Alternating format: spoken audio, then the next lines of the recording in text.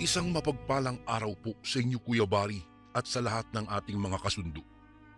Nais kong bumati muna ng isang magandang araw para sa lahat. Isa po akong certified kasundo at mula po nang madiskubre ko po ang inyong channel ay isa na ako sa palaging nakasubaybay sa araw-araw ninyong pagpo-post ng mga kwentong aswang. Magaganda po ang mga napapanood at napapakinggan sa inyong channel. Totoong nakakatanggal ito ng stress at iwas inip sa mga tulad kong nasa bahay lamang namamalagi at nag-aalaga ng apo. Ang ibabahagi ko pong kwento sa inyo ay nangyari noong kabataan ko. Tawagin niyo na lang po ako sa pangalang Arman. Kuya Bari, ayaw ko pong magpakilala sa tunay kong pangalan dahil nais ko rin pong maprotektahan ang mga mahal ko sa buhay at ang aking sarili sa matang mapanghusga ng mga taong nakapaligid. Mahirap po ang buhay namin noon. Nakatira lamang kami sa isang maliit na barong-barong. Pinagtagpi-tagpi lamang mula sa mga lumang yero, gulong na hindi nagagamit at reta-retaso ng mga tabla. Nag-iisa akong anak ni Nanay Marta at mag-isa niya akong pinalaki. Mabuti at masipag na ina ang Nanay Marta ko. Matyaga siyang nagluluto at naglalako para sa aming pang-araw-araw na buhay at sa aking pag-aaral. Medyo may edad na rin po si Nanay pero malakas pa at tila hindi iniinda ang pagod sa kanyang mga ginagawa. Maraming suki po si Nanay, Kuya Bari. Halos mag-unahan nga sila sa pagbili. Alam ko yun dahil noong paslit pa lamang po ako ay isinasama niya ako upang maglako. At kapag ka naman pumapasok ako sa paaralan, walang bukang bibig ang mga taong nakakakita sa akin kung hindi, "Nagluto ba ng kakanin ng nanay mo? Magtitinda ba si Aling Marta?" Hindi ko alam kung anong klase ba ng sangkap ang inilalagay ni Nanay sa kanyang mga niluluto at bakit sarap na sarap ang mga tao sa kanyang paninda. Nagigiliw ang mga tao sa nanay ko at sobra daw nakakahanga dahil maski daw iniwan siya ng tatay ko, naging larawan ito ng isang matatag na babae. Totoo naman po iyon, Kuya Bari, at isa yun sa hinahangaan ko rin sa kanya maski mahirap ang buhay namin. Samantala ay masama naman ang loob ko sa tatay ko dahil sa nagawa nitong panloloko at pagsama sa babae nang magsilang ang aking ina. Hindi ko talaga maintindihan kung anong magandang rason ng mga lalaking katulad ni tatay kung bakit nagagawa nilang iwanan sa ganoong sitwasyon ang kani-kanilang mga asawa at mga anak. Hindi ko rin agad siya nakilala dahil sabi ni Nanay noong iniwan daw siya at sumama sa iba ay nilisan na nito ang aming barangay. Sa totoo lang, Kuya Bari, may sinasabi sa buhay si tatay. Nasabi ko po iyon kasi noong bumalik sila at dumating sa baryo namin ay nakasakay na sila sa isang jeep ng pamilya niya. Marahil nagkaroon siya ng magandang kapalaran kung saang lugar man siya napadpad. Mayroon po siyang 2 anak na maliliit pa. Tumuloy sila sa kamag-anak ng asawa niya doon sa may bahay na matagal na ring naging bakante dahil nasa abroad ang may-ari. Hindi ko nga alam kung bakit bumalik ang tatay ko noon. Pero napag-alaman ko po tungkol daw ito sa lupa na mamanahin ng asawa niya mula sa kamamatay lang nitong ama. Umuwi lang pala sila dahil sa mana. At si Nanay naman, mula nang malaman na balikbaryo ang dati niyang asawa, ay nasilayan ko ang matinding galit at lungkot sa kanyang mga mata. Lalong-lalo na sa tuwing dumaraan sa tapat namin ang jeep nila tatay. Narinig ko pa nga ang malulutong niyang mga mura at pagsunod nito sa jeep ng matatalim na tingin. Isang madilim at nakakapangilabot na gabi na halos hindi nakikita ang buwan sa likod ng makapal na takip ng mga ulap ay nakaranas po ako ng kababalaghan sa unang pagkakataon.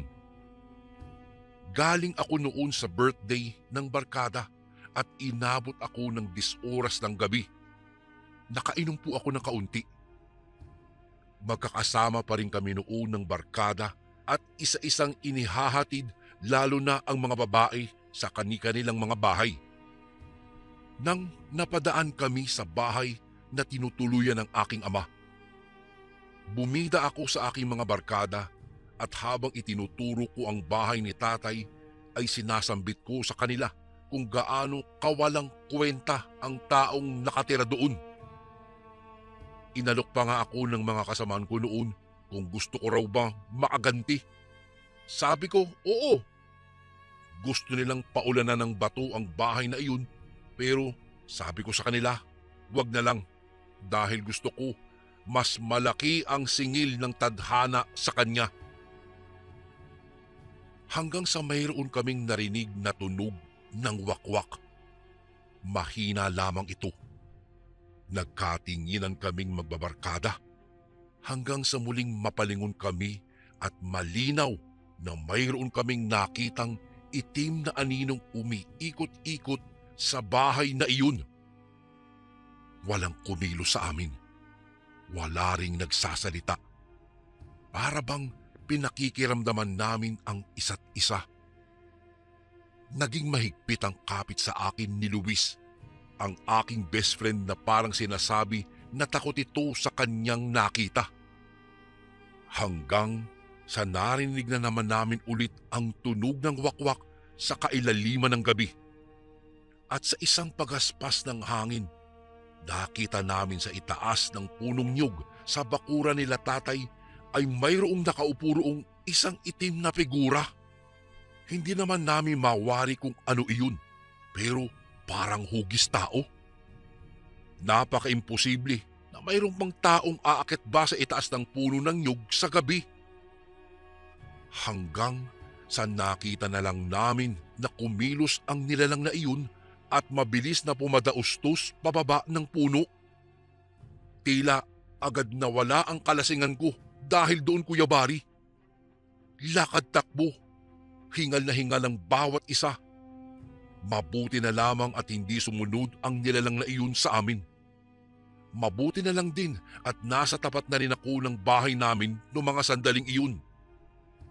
Pating kayad akong pumasok sa bakuran at dahan-dahang pumasok sa aming bahay. Pero bigla din akong natawa sa sarili ko dahil wala nga pala akong sariling kwarto at barong-barong lang ang bahay namin. Kaya tinitiyak kong alam na ni nanay na ginabi na naman ako sa birthday yan. Ngunit pagpasok ko sa loob, wala si nanay sa bahay. Kaya natulog na lang din akong mag-isa at hindi na inalala si nanay kasi minsan talaga nawawala ito tuwing gabi. Ang katwiran niya, minsan daw ay kumakayod pa daw siya talaga sa gabi para may maitustos sa pag-aaral ko noon. Kinabukasan, naging usap-usapan sa barangay namin ang tungkol sa aswang daw na nakita kagabi. Nagkwento pala ang mga barkada ko sa kani-kanilang mga pamilya kaya nagbukas ang usapan tungkol sa aswang.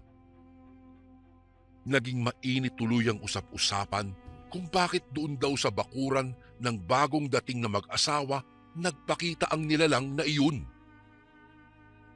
Naging mailap naman ang mga tao sa kanila mula noon dahil ayon sa barkada ko, napag-usapan ng kanyang pamilya na baka isa sa nakatira doon ay aswang.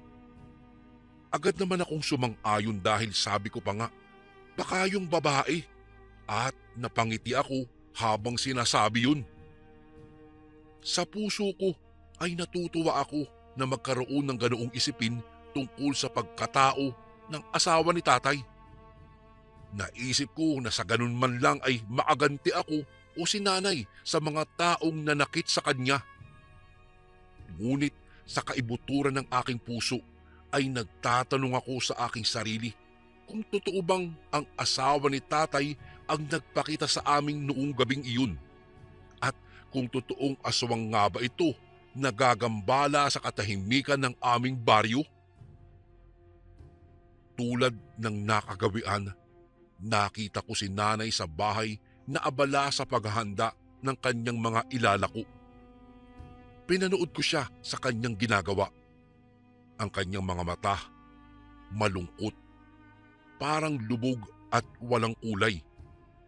Akala ko nga baka dahil kay tatay, kaya siya nagkakaganoon. Minsan sa isip ko, baka mahal pa rin nga talaga ni nanay si tatay. Napamulagat ako, Kuya Bari, nang makita kong nilawayan niya ang sandok. At ang laway na iyon ay inihalo niya sa kanyang mga sangkap. Naging matalim ang kanyang mga mata habang naghahalo sa kanyang kakanin. Hindi ko naman mabasa kung ano ang iniisip niya, pero nang makita kong biglang ngiting ng uuyam ang pumunit sa seryoso nitong labi, ay kinabahan ako. Alam kong masama ang ibig sabihin noon, Kuya Bari. Mayroong binabalak ang nanay ko. Mula noon, naging mapagmatsyag na ako sa mga ikinikilos ni nanay. Isang gabi, mula sa pagliliwaliw, ay muli kong nakita ang nilalang na itim na naroon na naman sa ibabaw ng niyog, na tila pinanunood ang mga tao sa bahay nila tatay. Dahil sa kuryosidad, nagtago ako at pinanood ko kung ano ang gagawin ng aswang na iyon. Nagsimulang mag-ingay ang aswang. Ang aking puso ay mabilis na pumintig dahil sa kaba at takot. At mula sa sinag ng maliwanag na buwan, ay kitang-kita ko ang nilalang na iyon na nagbago sa isang anyong hayop na may matatalas ng ngipin at kumikinang na mga mata. At habang umaalingaw-ngaw ang tunog ng isang ibon, ay naroon lang ito sa kanyang pwesto sa itaas ng niyog.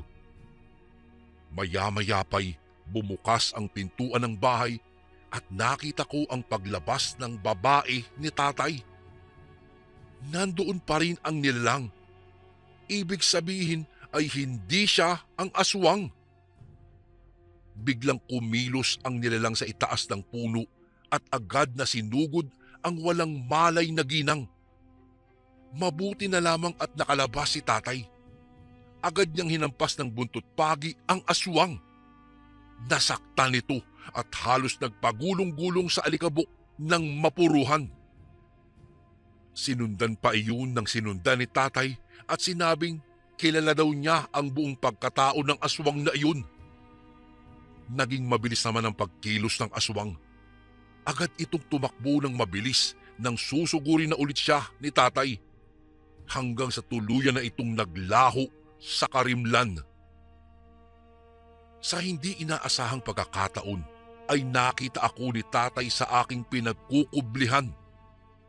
Galit na galit itong lumapit sa akin at papaluin na rin sana ako ng buntot pagi. Ngunit nang makilala niya ako, ay agad niyang ibinaba ang sandata niya at saglit akong kinausap. Mayroon siyang iniabot sa akin at tinanggap ko iyon hanggang sa bumalik na rin siya at naglakad pabalik sa asawa niya. Pinanood ko pa nga sila hanggang sa tuluyan nilang isarado ang pintuan ng kanilang bahay. Naiwan akong nakatunganga at walang masabi sa revelasyong sinabi sa akin ng tatay ko. Sa aking pag-uwi ay naabutan ko si nanay. Saan daw ba ako nagpupunta at bakit ako inabot ng 10 oras ng gabi sa labas? Nagdahilan na lamang ako at sinabi kong sa barkada kong si Delphine lamang ako nang galing. Nahiga na ako at nagkunwaring tulog. Pagkatapos ay nagkunwaring walang alam at walang natuklasan ng gabing iyon. Noong makita ako ni nanay na tahimik na naghihilik, ay agad itong umupo at hinubad ang damit. Tumambad sa aking paningin ang mga sugat niya sa likod na parang mga marka ng latigo. Napansin ko ring dinidilaan niya ang kanyang mga kamay na mayroong sugat. Na kaya daw magpagaling ng sariling sugat ang isang aswang sa pamamagitan lamang ng laway nito. Ginagamot ni nanay ang kanyang sariling sugat. Naalarma ako sa katotohanan iyon, Kuya Bari. Masakit man sa akin na nakumpirma ko ang katotohanan sa paglalantad ng totoong pagkatao ng aking ina. Kinaumagahan, pumutok ang balitang namatay ang tatay ko. Hindi na raw ito nagising mula sa kanyang pagkakatulog.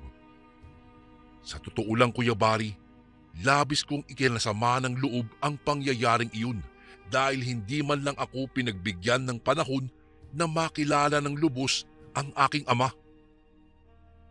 Alam kong hindi sapat ang minsang paglapit lang ng tatay sa akin kagabi para punan niya ang mga pagkukulang niya bilang isang ama. Hindi ko man lang nasabi sa kanya na pinatatawad ko na siya kagabi pa nang hiningi niya ito sa akin.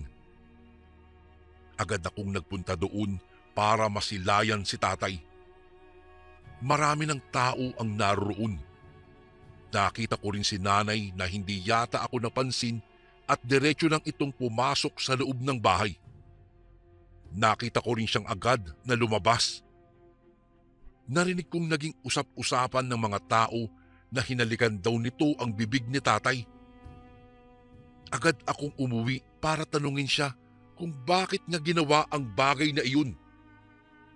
Naabutan ko siyang masayang naghahanda ng mga gagamitin niya sa pagluluto ng kakanin. Maingat akong pumasok nang hindi niya namamalayan. Pero naging malakas ang pakiramdam ni nanay. Alam niya na naroon ako. Pakanta-kanta pa nga siya sa lagay na iyon. Ang humpak sa pisngi ni nanay kagabi ay biglang naging kay sigla. Parang bigla rin siyang naging maayos at malakas. Tinanong ko siya kung bakit niya ginawa iyon. Tumingin lang po siya sa akin at ngumiti. Malalaman ko din daw iyon balang araw kapag naipasa na niya sa akin ang pinakamahalaga daw niyang pamana para sa akin. Ang pangyayaring iyon ay hindi nakaligtas sa mga mata ng mga tsismosa sa aming lugar. Pinagpiestahan nila ang ginawang paghalik ni nanay sa bangkay ni tatay. Sabi pa nga nila, baka daw mahal na mahal pa nga ng nanay ko ang dati nitong asawa. Naaawa daw sila sa nanay ko dahil mahirap nga daw naman ang pinagdadaanan nito. Baka raw umasa ito na magkakaayos pa sila pero dahil namatay na nga ang tatay ko ay mas lalong nawalan ng pag-asa. Ang simpatya ng tao ay nakay nanay. May nagsasabi pa nga na bawiin daw namin ang bangkay at iuwi. Pero ayaw naman ni nanay. Sa amin nag-aabot ng tulong ang mga tao. May nagsasabi pa nga na karma daw iyon para sa kanila. Madaming mga tao sa baryo namin ang nagsasabi na wala talagang mabuti sa pangangaliwa at pag-iwan sa pamilya.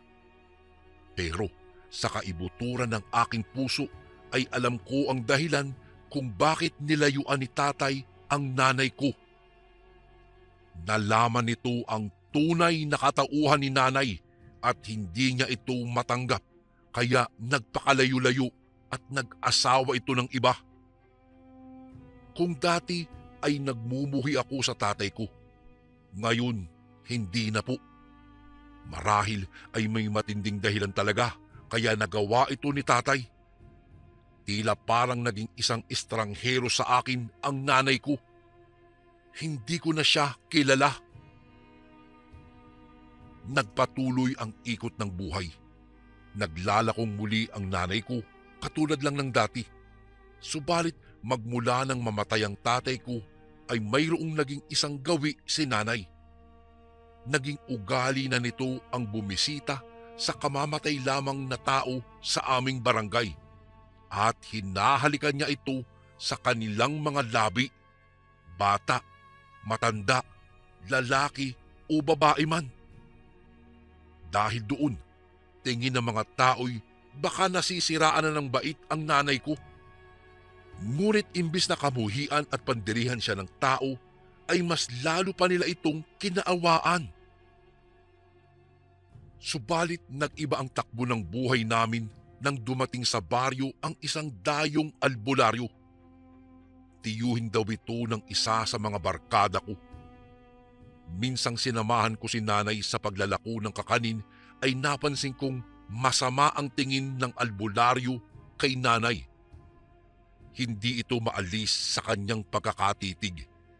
Ni hindi na nga niya napansin na naroon ako sa tapat niya, palipat-lipat ang tingin ko sa kanya at sa aking nanay na naglalako sa kanyang mga suki. Tumayo ang lalaki at nilapitan nito ang pamangkin na nakabili ng kakanin ni nanay. Binawalan niya itong kumain nun at narinig kong wag na daw kakainin ng mga pagkaing galing sa nanay ko. Tumigil lang ito sa pagsasalita nang biglang inguso ako ng pamangkin niya at nanahimik na silang dalawa. Hanggang sa sumunod na araw, wala nang bumili ng mga paninda ni nanay. Nagtanong ako sa aking mga kabarkada pero maging ako ay iniiwasan na rin nila. Magmula noon, nawala ng sigla ang nanay ko. Ang mga kakanin ay nabubulok na lamang sa kusina namin.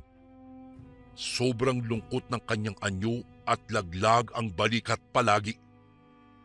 Sinabi ko sa kanyang itigil na niya ang paglalako at manatili na lamang siya sa aming bahay at ako naman ang magtatrabaho para sa aming dalawa. Pumasok ako, Kuya Bari, bilang isang construction helper nang magpatayo ng bahay ang anak ng isa sa may kaya sa barangay namin.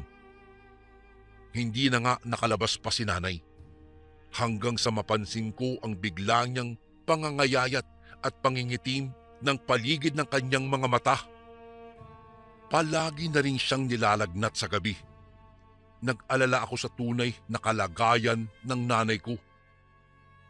At mas lalo akong nag-alala nang kumalat sa baryo ang usapin na panggagayuman ni nanay sa mga tao. Marami ang naniniwala sa albularyo na siyang nagsabi ng bagay na ito. Kumalat din ang tunay daw na dahilan tungkol sa paghalik ni nanay sa mga namamatay naming kababaryo. Sabi ng albularyo ay pinalalakas daw nito ang taglay na mutya ni nanay. Galit na galit ako sa mga taong iyon nang malaman ko ang mga usaping tungkol sa nanay ko.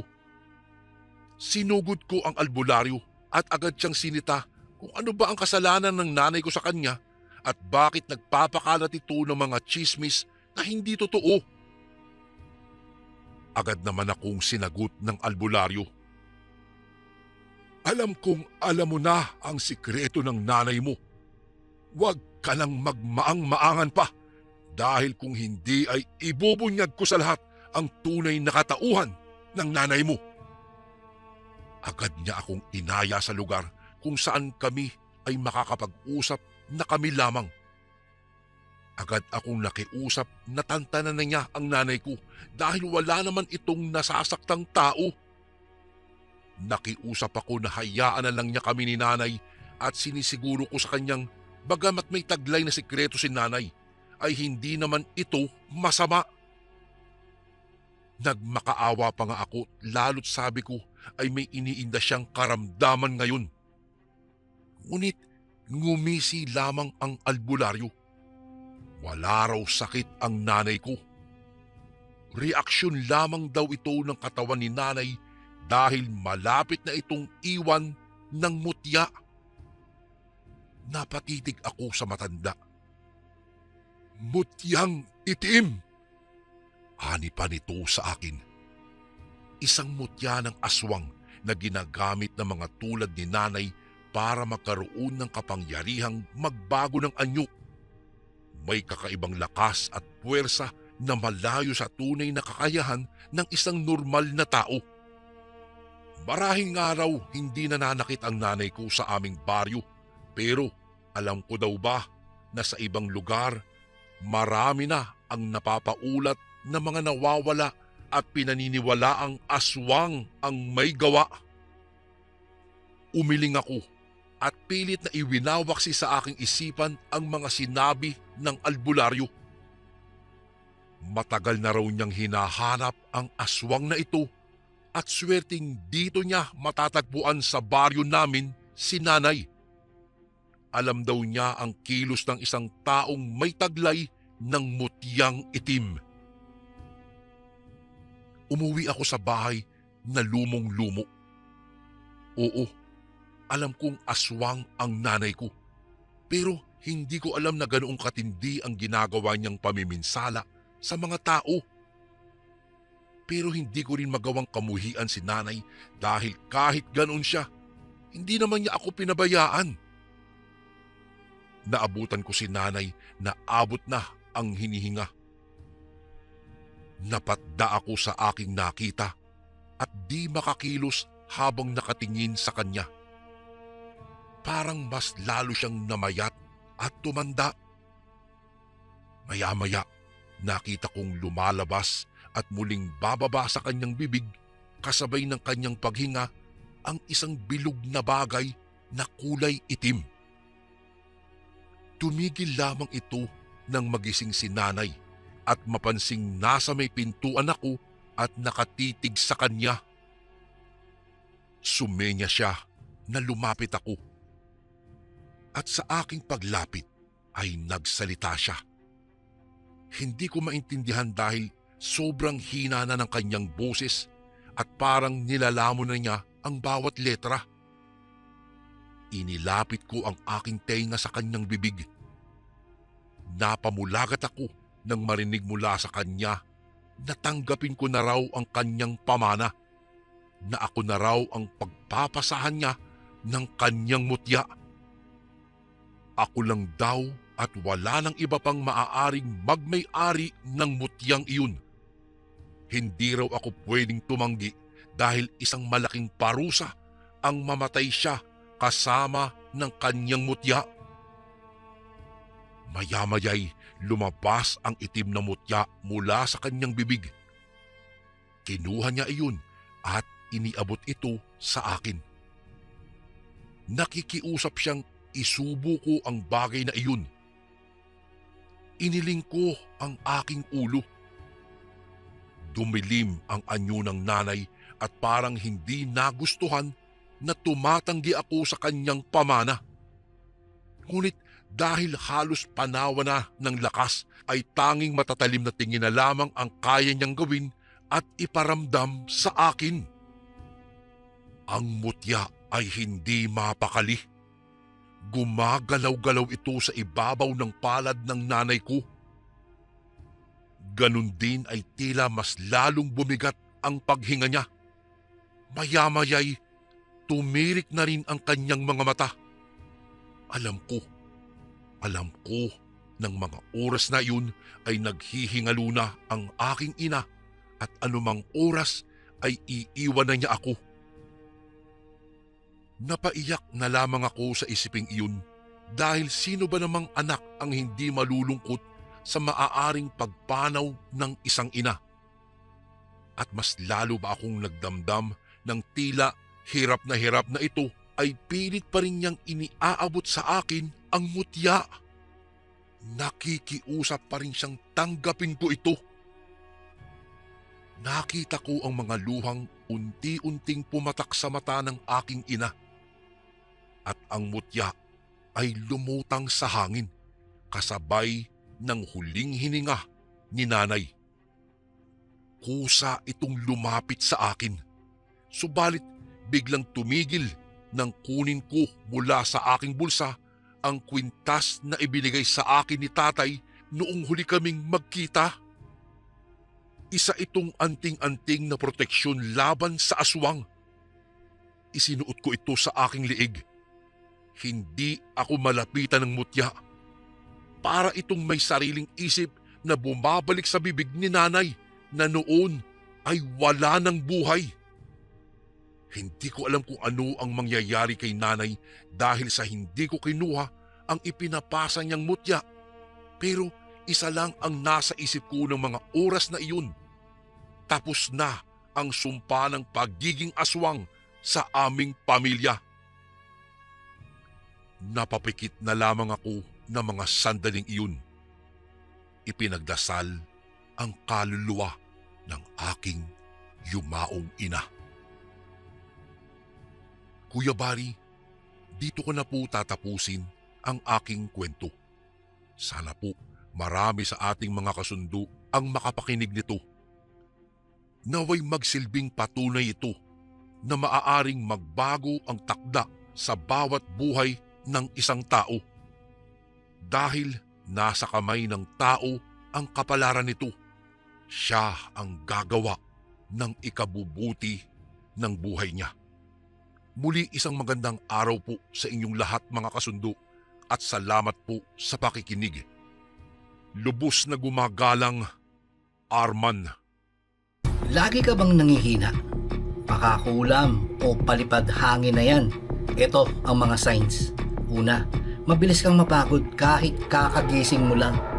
Pangalawa, bigla kang lalamigin o nilalamig o pinagpapawisan kahit hindi naman mainit. Pangatlo, parang may gumagapang na lamig sa likod o dyan sa batok mo. Pang-apat, sumasakit ang ulo o tiyan pero normal naman ang check-up. At ang panglima, pakiramdam mo ay parang may kumukuha ng lakas mo araw-araw. Kaya marami sa amin ang kumuha ng Kaligon Bracelet bilang personal na panangga. Ang Kaligon Bracelet ay espiritual na panangga laban mo sa kulam, barang, tigalpo, palipad hangin, usog at lahat ng anyo ng sumpa. Kasama na dito kapatid ang rebuelta o ang pagbabalik ng sumpa sa nagpadala nito. Kargado din ito ng mga Latina dasal mula sa ating mga kaibigang manggagamot at antingero. Simple lang kasundo, isuot mo lang ito. Malaki ang tulong nito, lalong-lalo na kung madalas kang manghina. Nasa baba ang yellow basket. Kung hindi mo makita, isearch mo lang sa Lagbantay Kaligon Bracelet.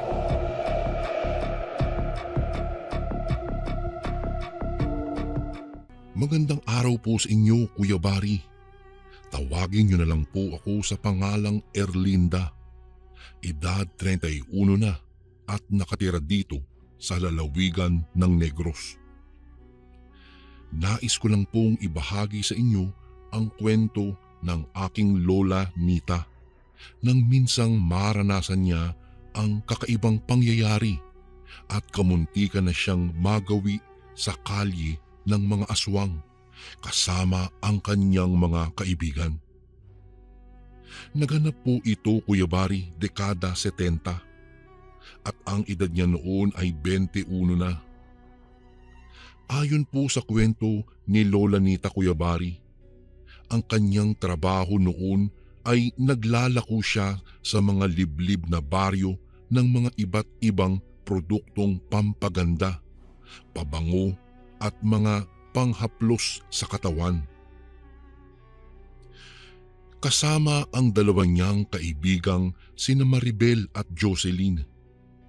Minsan naman kapag wala talagang pera ang mga taong inaalok niya ng mga produkto ay ipinapautang na lang niya iyon. Pagkatapos ay lingguhan ang bayad. Isang araw, halos naubos na nilang magkakaibigang alukin ng mga dala nilang produkto ang mga nakatira sa baryong kanilang pinasukan. Subalit walang bumibili o kaya ay umutang man lang para kahit papaano ay may pera man lang silang hawak.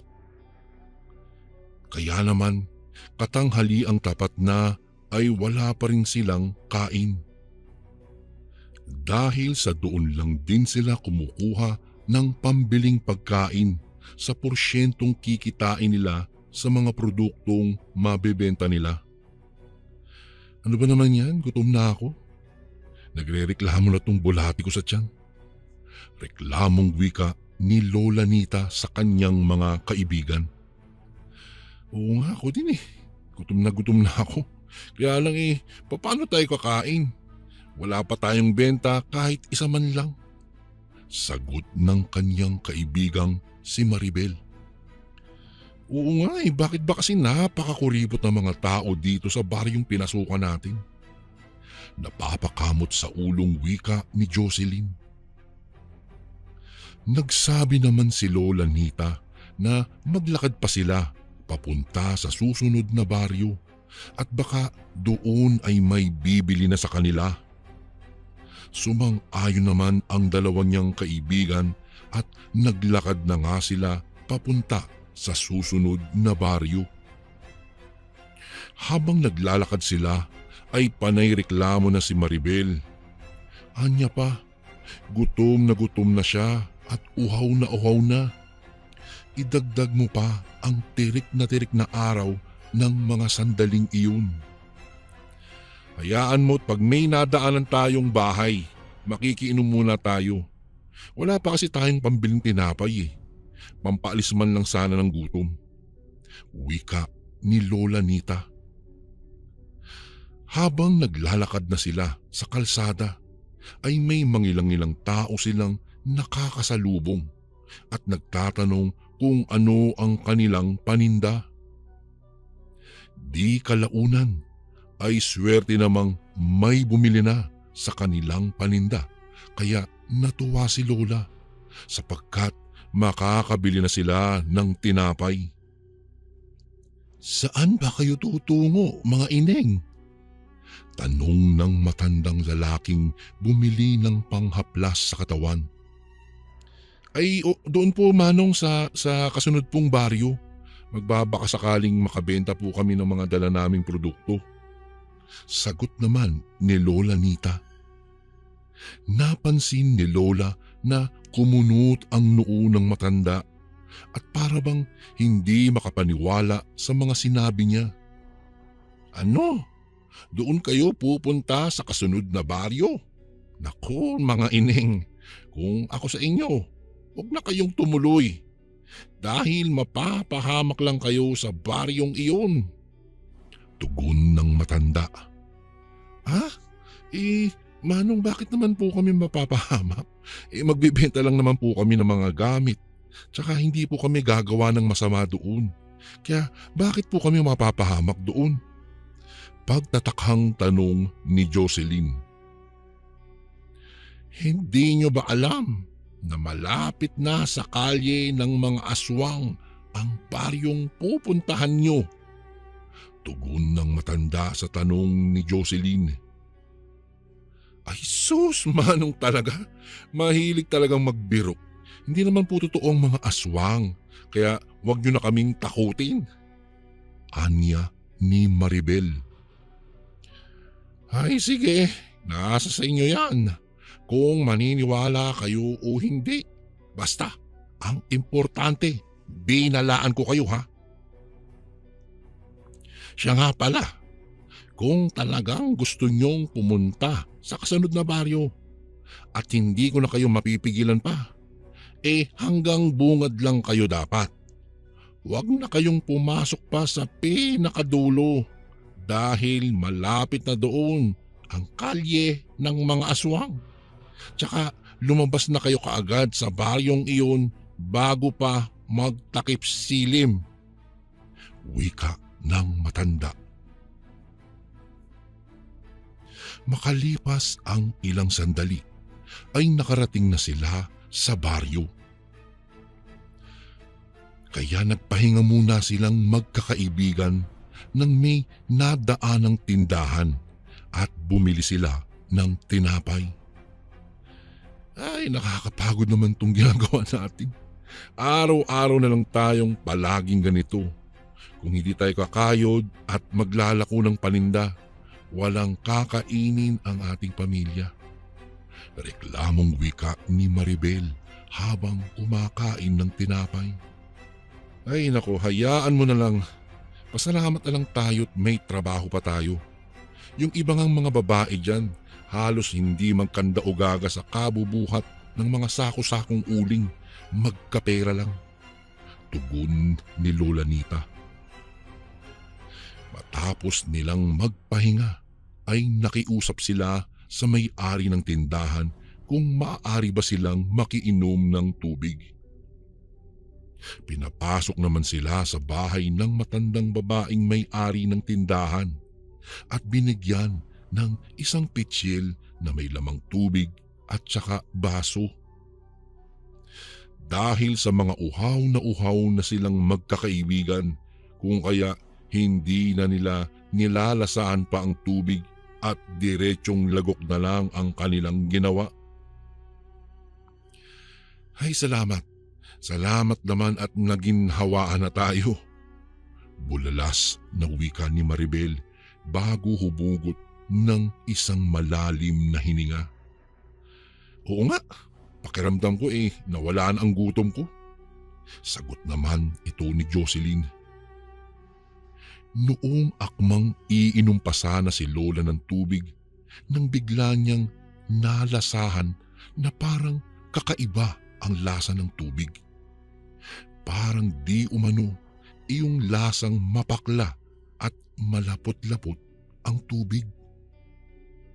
Sandali niya pang inamoy-amoy ang basong may lamang tubig. Doon lang niya napagtantong kakaiba ang amoy ng tubig. Amoy malansa at parabang amoy iyon ng parang patay na dagang matagal nang nakababad sa tubig at amoy kalawang na amoy dugo. Kaya halos maduwal siya sa kanyang naamoy. Sinabi rin naman niya sa dalawa niyang kaibigan na amuyin ang tubig na nasa baso nila dahil kakaiba umano ang amoy nito. Sinunod naman ng dalawa iyon at yun nga, kumpirmado ni Lolang napakabaho ng tubig na iniinom nila. Napatakbo naman sa labas ng bahay silang tatlo at doon ay isinuka nila lahat ng kinaing tinapay. Anong amoy yun? Napakabaho naman, bulalas ni Jocelyn. Akmang sasagot na sana si Lola Nita nang makita niya ang tatlong banga sa gilid ng bahay ng may-ari ng tindahan. Kaya nag-usyoso siya kung ano ang laman noon. Dahil nakita niya kaninang doon kumuha ng tubig inumin ang matanda bago sila iniwan sa loob ng bahay at nagtungo sa likod ng bahay nila. Dahan-dahan siyang lumapit sa mga banga at binuksan niya iyon. Noong mabuksan na niya iyon, agad na napatakip siya ng ilong at nanlaki ang mga matang kinilabutan ang kanyang buong katawan. Anya pa, napatakip siya sa ilong dahil sa sobrang bahong umaalingasaw doon sa banga nang buksan niya iyon. At nanlaki ang kanyang mga matang kinilabutan ng buong katawan niya dahil sa kitang-kita niyang may buhok ng taong nakalutang sa loob ng bangang puno ng tubig. At may mga naglalakihang uod ang gumagalaw sa loob ng banga. Sunod-sunod na namang nagsuka silang magkakaibigan. Tapos ay agad na binalikan ang mga bag na dala nila na naroroon sa loob ng sala. Nang makuha na nila ang bag, ay walang lingong nagmadaling tumakbo palabas ng bahay hanggang sa makalayo na sila sa bahay ng matanda. Ngunit bago pa man sila makalayo, ay narinig nilang sumigaw ang matanda at tinatawag sila't pinapabalik nito. Ngunit hindi na sila nag-aksaya pa ng oras na lingunin ang matanda dahil sobrang takot na ang kanilang nararamdaman ng mga sandaling iyon. Kung kaya mas binilisan pa nila ang kanilang pagtakbo hanggang sa tuluyan na silang makalabas sa baryong iyon. Mangiyak-ngiyak naman si Lola nang naroroon na sila sa maraming tao dahil Hindi sila makapaniwalang totoo pala ang sinasabi ng matanda kanina na may mga aswang sa baryong pupuntahan nila. Samantalang si Jocelyn naman ay walang humpay ang pagdura nito ng laway. Dahil ayon dito ay pakiramdam niya ay nalalasahan pa rin niya ang amoy ng kalawang na amoy dugong tubig na ininom nila. Nagmungkahi naman si Lolang bumili sila ng candy para maibsan umano ang pandidiring nararamdaman nila. Matapos ang kanilang naranasan ay hindi na sila nag-aksaya pa ng oras na magbenta pa ng kanilang produkto. Napagpasyahan na lang nilang magkakaibigang umuwi na lang sa kanilang mga bahay. Hindi na muling bumalik pa si Lola sa kanyang trabahong maglalako ng mga produkto. Sa halip ay nangamuhan na lang siya sa bayan hanggang sa makilala na niya si Lolo Manuel at naging asawa. Hanggang dito na lang po ang aking kwento, Kuya Bari. Naway isa ako sa mapili niyong basahin ang aking ipinadalang kwentong karanasan ng aking lola noong siya ay dalaga pa at napunta sa kalye ng mga aswang. Maraming salamat po, Kuya Bari. Gumagalang, Erlinda. Lagi ka bang nangihina? Pakakulam o palipad hangin na yan. Ito ang mga signs. Una, mabilis kang mapagod kahit kakagising mo lang. Pangalawa, bigla kang lalamigin o nilalamig o pinagpapawisan kahit hindi naman mainit. Pangatlo, parang may gumagapang na lamig sa likod o dyan sa batok mo.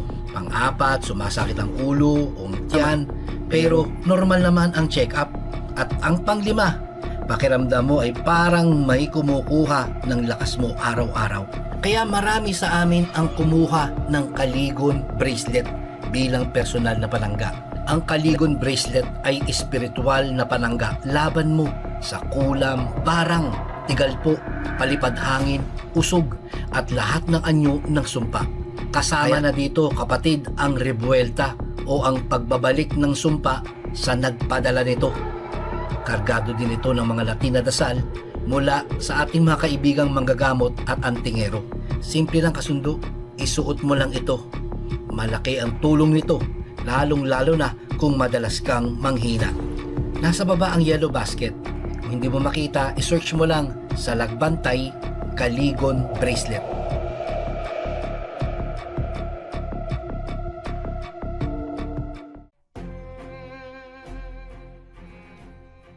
And again, maraming salamat po mga kasundo. Don't forget to subscribe and i-click nyo lang po yung bell na button para updated po kayo sa mga upcoming videos namin na paparating. Maraming salamat po ulit. God bless and ingat po lagi dyan. Ito po si Kuya Bari at ako ang Sundo.